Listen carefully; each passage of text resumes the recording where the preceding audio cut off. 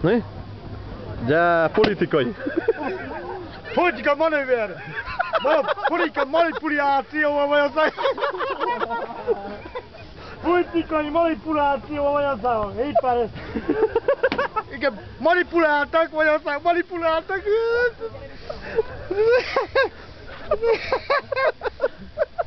Politikai manipuláció Magyarországon, tehát...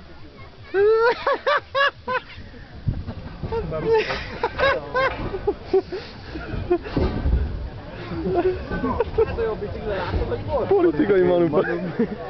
Milyen manipuláció? Tibi? Várjál.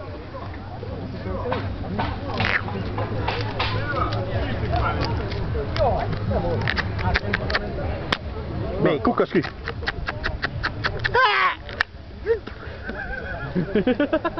Ez van a sárparban, a brekben. Manipuláció.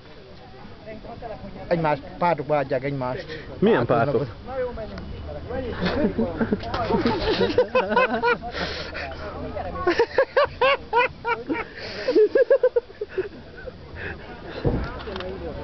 Nem. Manipuláció. De meddig tart még ez a sör, te? Mióta iszol? Manipuláció van, párt közé izé, vagy pártokon közé manipuláció, az milyen? Lakit manipulálnak, tehát az mi az? Befolyásolják. Magyarul. Magyarul mondjuk. De egy szaknyelvet beszél, szaknyelvet, manipulált. Be kell... Pártok közti verseny. Verseny? Ki versenyzik? Hát melyik pártok vannak? A MSZP a Fidesz-szel.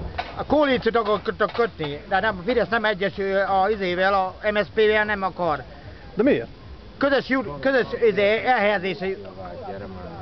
Ahúzza meg a kollégát. Politikai manipuláció. Magyarországon. És akkor mit csinál az a két párt? Miért nem akarnak koalíciót? Ha nem lenne ellenzék Magyarországon a NATO, akkor kérem szépen nem lenne a parlament hivatalos képes. A NATO miatt? Igen. Hát ez nem hiszem el. Parlamenti manipuláció. Kattani van meg. Már, még egy kortyot húzzál meg bele.